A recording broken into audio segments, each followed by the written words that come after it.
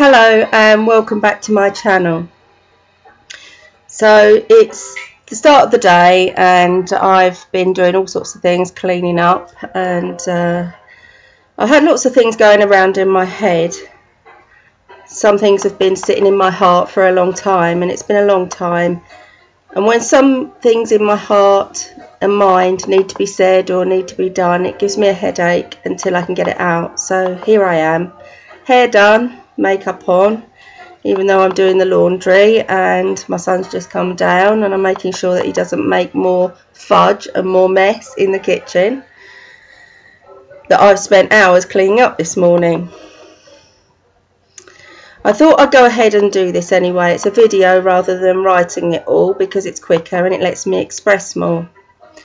And I found that even though I like writing a lot, it tends to be that you can't get across the same emotions and feelings that go on in your mind and everything when it's written word, especially when we're chatting to each other and you can't see exactly how somebody else is feeling. So when we're doing this, you get across all the real things that have been going on. And as I've said before, I'm not doing this to get boyfriends or get people feeling sorry for me. There's only one man that I have feelings for other than my kids, and he's right the way over the other side of the world and unobtainable to me. And it's been very hard because his seems to have cut off as well. So anyway, I want to discuss the father-daughter relationship and how it can affect our childhood. Not just that, all our most basic relationships in our childhood too. When I was 15, my father passed away. My mother had divorced when I was 6 years old. But the reality is he left and didn't want to know until I was about 15 years old, and then he turned up again. My memory of him was hitting and hurting my mother in front of me. He'd also punished me, my sister, quite severely. I remember a big fist flying around everywhere, so I was relieved when he left, and I swore I wouldn't ever let anyone harm my own kids when I had children myself. I swore I'd never let anyone hurt or harm them. I can remember holding my first baby and subsequent babies in my arms and telling them I would never let anything hurt them. But life happens and the law happens, and I did protect them up until I was no longer able to. I'm just telling you guys this because this relationship, as well as our other significant relationships, does affect us in our adult lives.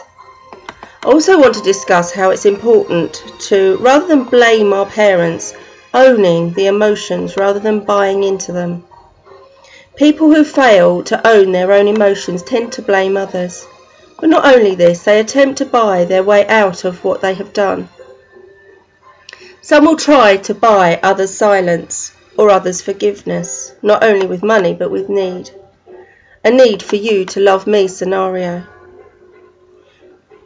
When another person does this, they're usually unaware of how another can do this to them, and they can fall into a trap and become their past abuser's constant forgiver, often whilst holding the underlying fear of what happened to them and that might happen to them again, weighed up with wanting to do everything to please them. It is a condition called Stockholm Syndrome. Because I had to rely upon only my mother, I relied upon women in my life because I felt that all women were reliable and all men were not. In fact, I am who I am today because of this belief. I will not give up ever on anyone, even if it's detrimental to myself. I'm a woman after all. And it is my belief that this is what women do. The role women play in life and in others' lives, and in some way or another, because of our childhood relationships, we all do this, build ourselves around this perception of our gender roles. I won't, even can't lie to those I love because I'm a woman and I have to be reliable. I watched my nan be reliable, work 2 jobs and cope with my grandfather's ridicule of her. I remember thinking he was funny as a child, but as I got older I realised the cruelty in that. I know others don't see it. Many are too young. And though I love my grandfather, he's still alive today in his 90s, I hold that underlying hurt, which is my grandmother's, towards him, even though I know that's what angels do, they forgive. And my grandmother has such a beautiful light because of her forgiveness. And I learned more from her, even more, after her passing. Our forgiveness is what brings us light and love. So she has forgiven him, and for this I have to also do that work of self-healing. Because of all of this, I've become someone who cannot abide seeing others laugh and judge others cruelly. And for me, this is a positive thing to be. But sometimes we need to let go and be a bit kinder to those around us who both judge and those who are judged. They're both victims of sorts. Gladly I can and do choose to take on the positive attributes of the negative things that I have learnt from my childhood, rather than choosing the negative attributes that we can all take on in this life experience. And I can see how others actually focus upon the negative things they witness, their loved ones endure, and become angry, some even becoming like those who did harm, seeing this as a way to be loved and to be popular. Because in this day and age, when we laugh at others, others laugh and see this as fun. You're the funny one. This is where playground bullying starts, isn't it? I'm glad to say that because of my conscious choices, I can like who I am. I'm a kind, caring, maternal, and even though a lot of people have judged me in a way that they may have become had they had the things happen to them, and had they experienced the death of a father that was quite abusive, and all the other things that have happened in my life, for this I thank the women in my life for showing me strength no matter what they endured. My grandmother shaped me in her early years. My mother showed me no matter what, you can still find happiness. And a beautiful woman, my friend's mother, who lived across the road to me. And as I grew up and into my teens and beyond, Dee, who recently passed, these three women are and were my saviours in the world. Men I have more difficulty trusting, and I really have been tested. As those that I have built relationships with and had children with have shown to me that they don't deserve to be trusted either. But I realised that to become bitter and angry and unforgiving, that would dim my own light.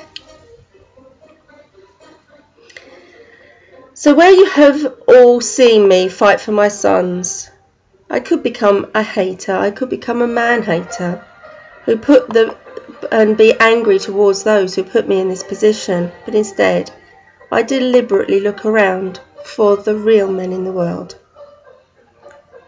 What we look for, we shall find. And this also applies to our made-up stories and jealousies too.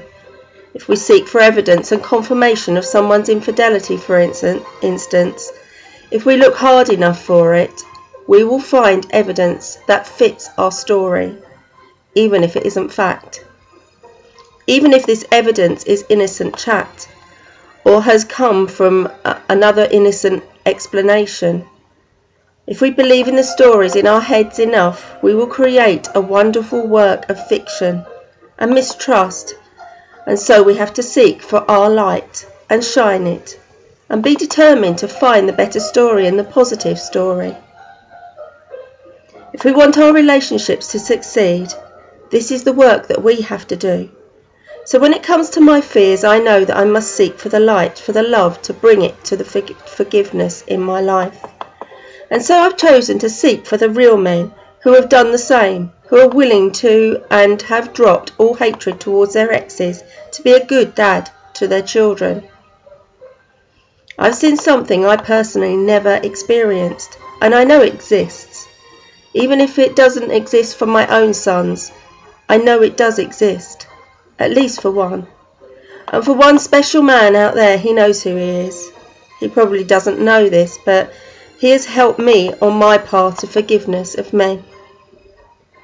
And so I know that there are some good fathers out there, and I thank every single one of you who do fight for their children and who do drop the anger to try and work in partnership with their exes. I've requested this of mine, but instead they choose not to. They see their children they'd rather not see their children rather than try and get along with me. And I've worked out that sometimes there are narcissistic men and they're narcissistic women too. But it is our experiences of both sexes that can shape us. And it's up to us whether we choose the positive form of us to emerge from those experiences or the negative. My experiences of father was a bad one. But I don't hate those who did as they did, chose as they chose. Because ultimately it's me who moulded me, and this is the way out of those choices which I have been presented with. I can hate, and I continue hating men if I wanted to, but this would harm me. This would harm my relationships, my life. How I interact with all men is not saying that it's easy. It sure isn't. My father wasn't a good man, but I have had to be stronger and mentally because of this. The men that have been in my life, their actions and their behaviour towards me has shown me something about me in the end. One thing I've become because of how others acted towards me and how I was brought up has made it difficult for me to get close to people, and many don't get it. But I have to do a lot of self-protection, a lot of work to build a bubble around me, often so that I'm not subjected to psychic attack. You see, in all of this working out, understanding and loving work, I am a high-level empath, sensitive to others' emotions and feelings, especially to their anger and hurts. It's tough to be this in a world that's full of cruelty. Our headlines are full of cruelty, our children being ripped from our loving arms. And I have constantly been rebuilding my walls as well as allowing through what needs to be let in to allow me to heal. And so when others come to me asking how to self-protect from psychic attack, my answer is build your bubble. Don't make it a wall. Make it a bubble that is in some way penetrable only by love. Build it around you and all that you love. Let it be impenetrable to fear, to anger, to hatred. But try not to panic and deal with facts. Remember, if someone's getting sick, everyone gets sick sometimes. Lessen the fear of the belief that it's an attack. And let it be a natural sickness that we all experience from time to time. Don't give up your power to those who may be offering it. Try to use calm energies. It's no good doing energy work or sending healing whilst in a panic about being attacked. You have to heal that first. Some have said I seem to be fearless, but I do fear too. I just know it doesn't serve me. We must try not to let our surroundings affect our ability to love. Remember, all fear lies within you, not anywhere else. When you blame something else, the surroundings or someone else, you give away your power. First step of power is healing your fear, because that's your love escaping. When I'm doing energy work and self-healing and meditation, I know that some think or feel that I am neglecting them. They think that it's something that they've done. But they haven't done a thing at all. Even though when I have got close, I have been let down there too. Even with one female friend, I think her presence in my life affected me most of all. You see, I'd moved from my hometown where family all live to live with the father of my now 17-year-old son. And I made a few friends, but one female friend in particular was also befriending my now ex. And he became an ex for a reason.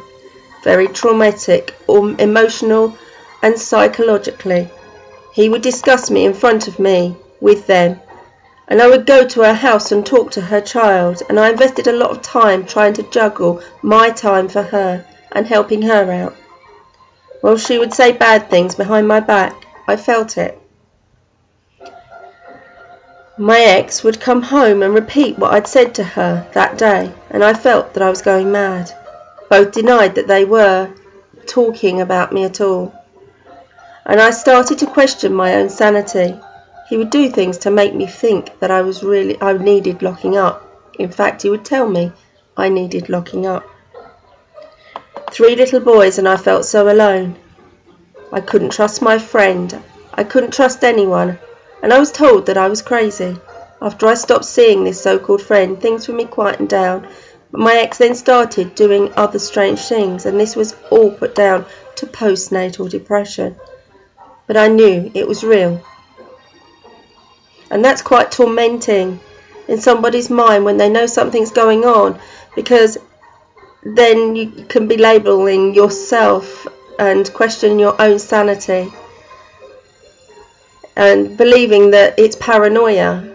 But because they're all the same symptoms, aren't they, that you feel that something's real when actually everybody's telling you that it's not.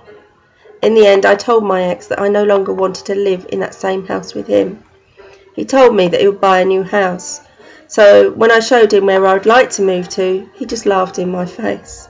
After I moved, I tried to remain friends, but I became subjected to a mass poisoning against me of neighbours and other friends gossiping.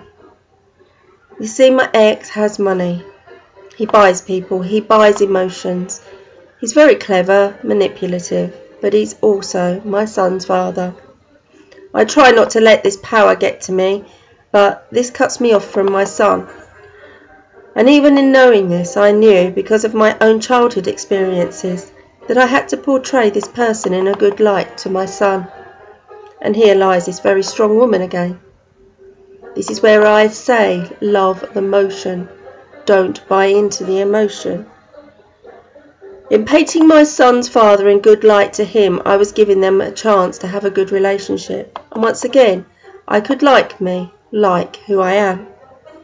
As a strong mother figure, doing right, my son had many holidays with his dad, memories I'm sure he'll remember today. That is until he met someone else. And that's when things changed dramatically. My son stopped wanting to see his father, and his father started using physical punishments. Sometimes we can't love others' motions, but we can love the emotion. You see, his dad must have hurt at his son's rejection, and I get that. But this motion was wrong. My son stopped coping in school. He's high sensitive like me, but punishments, physical punishments especially, are damaging. Emotional punishments even worse. And these things were making matters worse, but his father was adamant that this was the correct action to take. He didn't see his own emotion. He saw this as tough love. Many people get these things mixed up. You can't change others' minds with rejection and hurt. Unless they're fully awakened to emotions, as I am, they won't see why someone is acting in ways which will hurt others to try and control it. Our governments do the same on a grander scale. They try to change situations with more war, more killing. And they kill the emotion in others and cause more catastrophe, where extremism raises its head, which requires more extremism to stop that extremism. So let's go back to my situation. Love the motion means to me that I did my best. Even when things were tough, the motions we take to be loving in order to create more love should come back to you with positive returns, but sometimes they can be the worst thing that you ever did. You see, because I said good things, I was labelled in court. which I went to get my finances dealt with, to make things even, to build a good home for my sons. I was labelled with a dependency disorder and a parental alienation syndrome. Yet, I was far from dependent upon anyone. The trouble is, when a label is stuck upon anyone, it's hard to remove. You get put into your own personal black hole, trying to figure out why people think this is a way out, and this is all about you. And people mention things like Stockholm Syndrome, in which one person is abused and is reliant upon their abuser. Many men pursue what they think they want, but if men could regard the events of their own lives with more open minds, they would discover that they didn't really desire the things they had failed to obtain. Yet it is so that when they do obtain what they have pursued, they tend to soon realise that they had pursued was not compatible with their needs and wishes. They then turn into the victimizer. The best guys and women are aware that they are responsible for their every pursuit in life. I am responsible for the actions I took to go to court to achieve financial fairness in a bad situation. There's nothing that we have experienced in life that we are not responsible for in some way or another.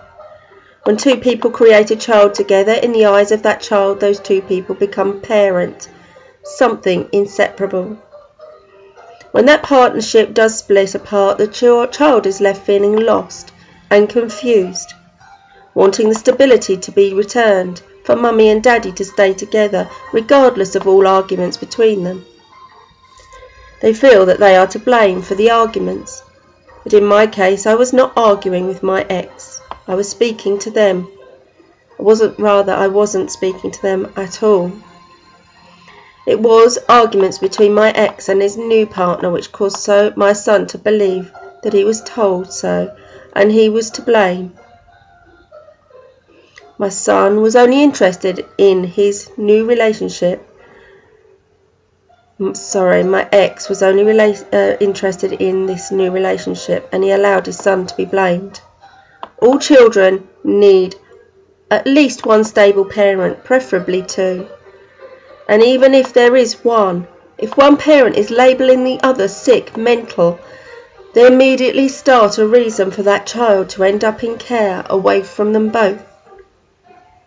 The child and adults on all sides have their own personal feelings, and each are trying to make sense of a situation where two parents or even one fails to let go and forgive, and here they are harming the child. So even though my son's father had during our relationship hit me and told me to get out and called me mental, I did everything to remain amicable for my son's sake. I don't think my son understood why, at that time, he screamed, "You love my father, I hate you." Children don't understand or get why you do things, or why you try to forgive. And for some, they saw this as believing I must be mental too. So even though he had hit me at first, my ex would come for dinner whilst label me mental to past friends and to family.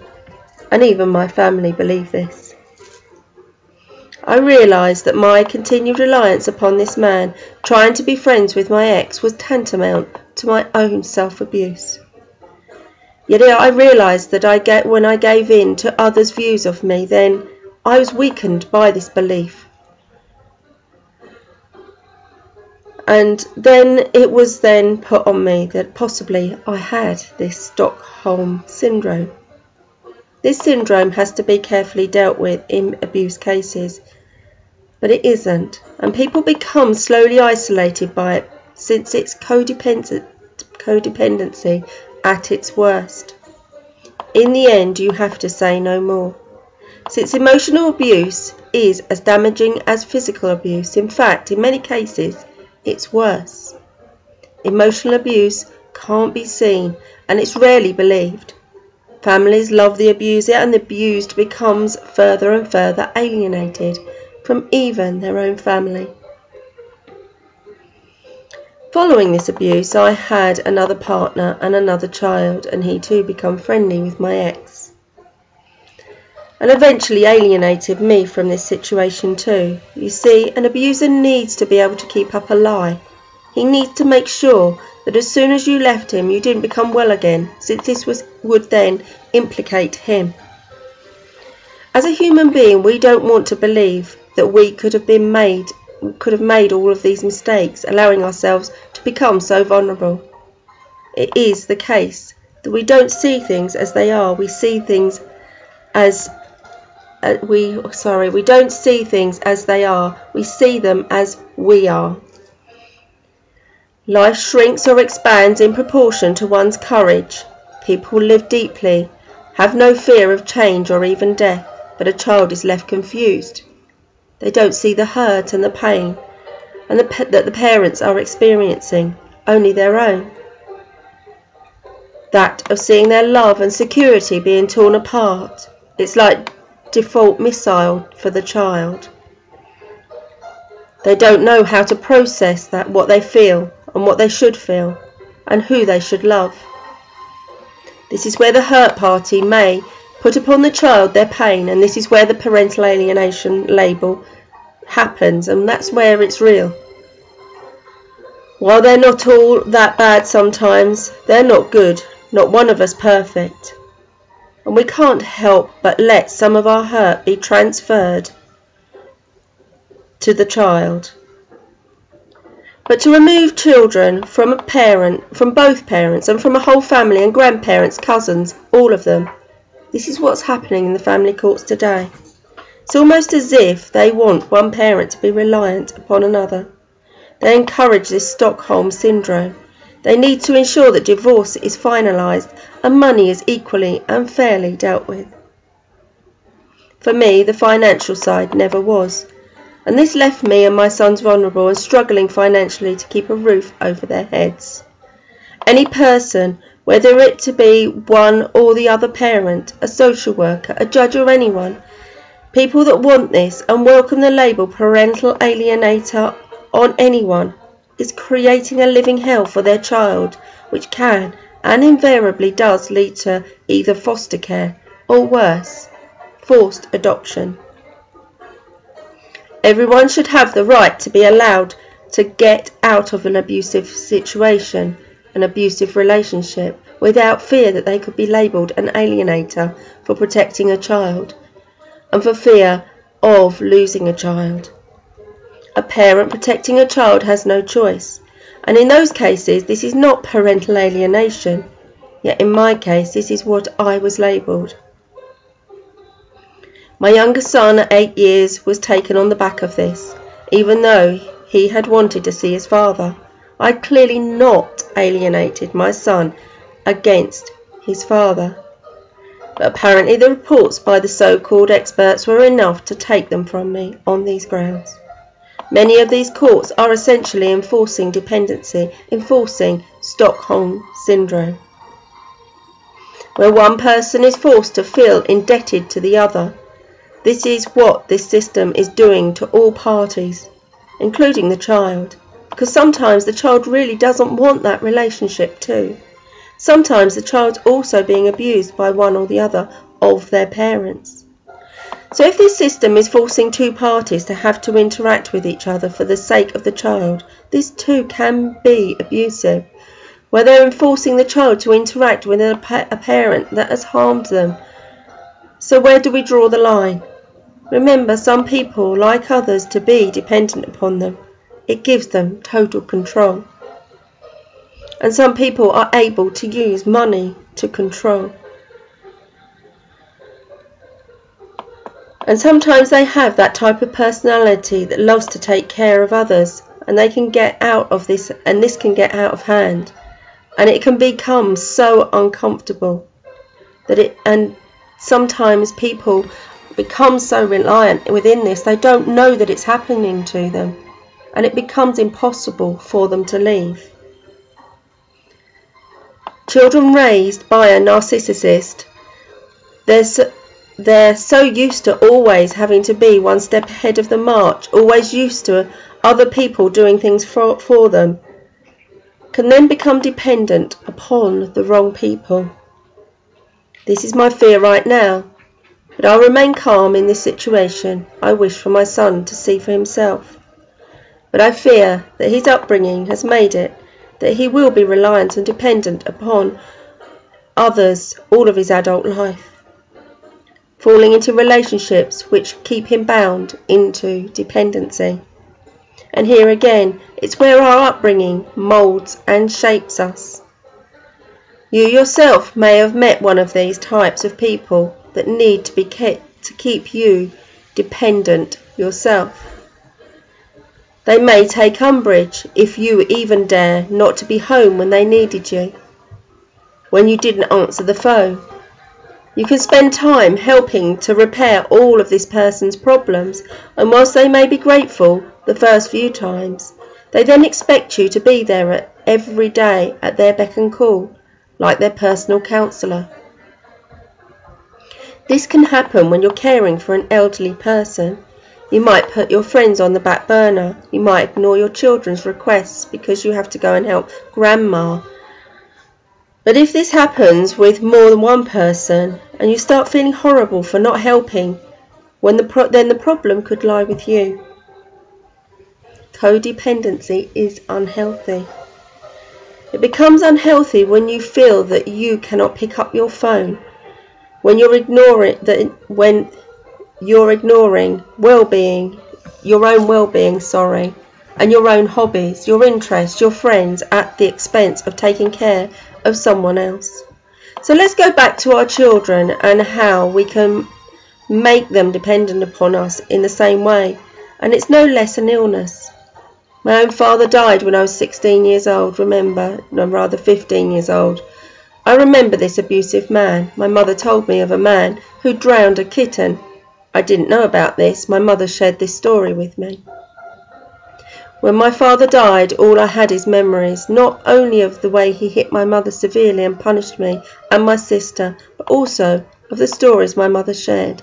So I decided a long time ago I would never tell my sons the extent of their father's behaviour towards me, or put that on to them. Sure, I shared with my next partner, but not my child.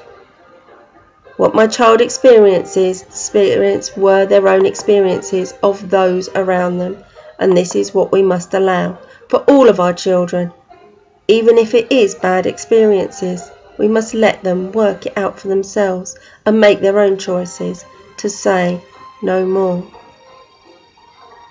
Unless it starts to affect their life, of course, as it did for my son with his schooling.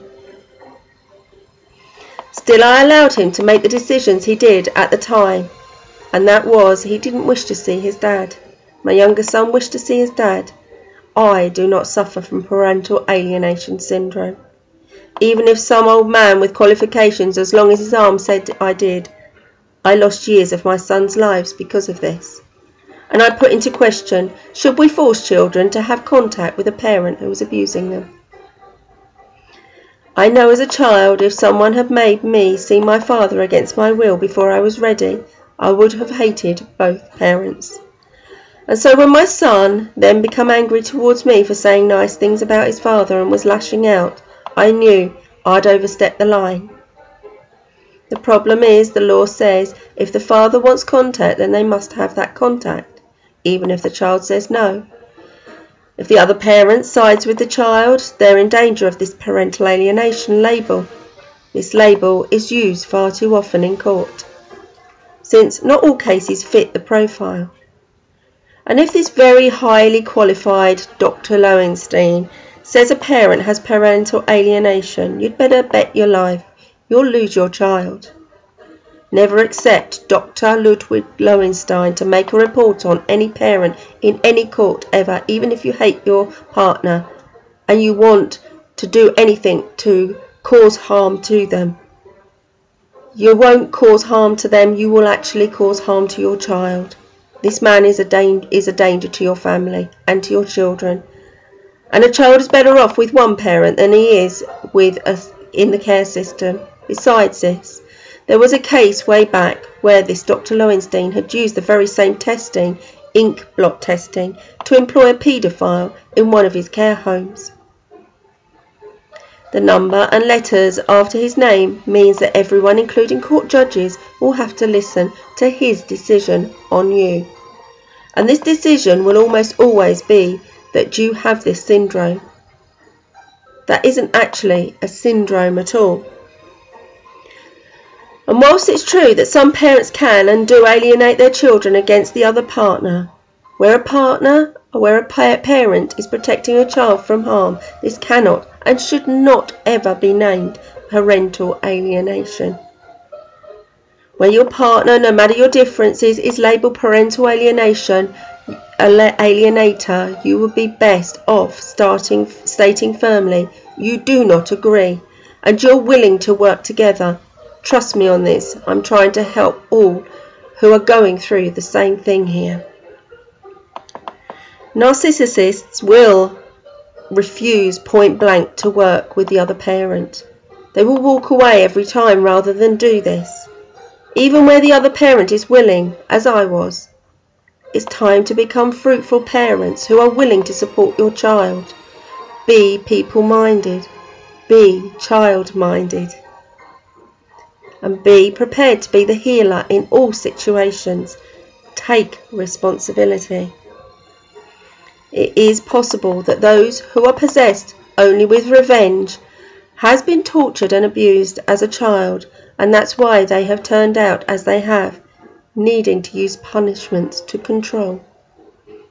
Obviously, they are the victims too, but hurt people, and it is they who need healing, they who need therapy most of all.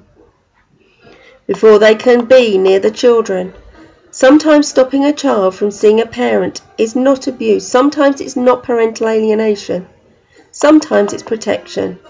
And where parents these days have no right to protect their children, these are very dangerous times for our children, and none are safe.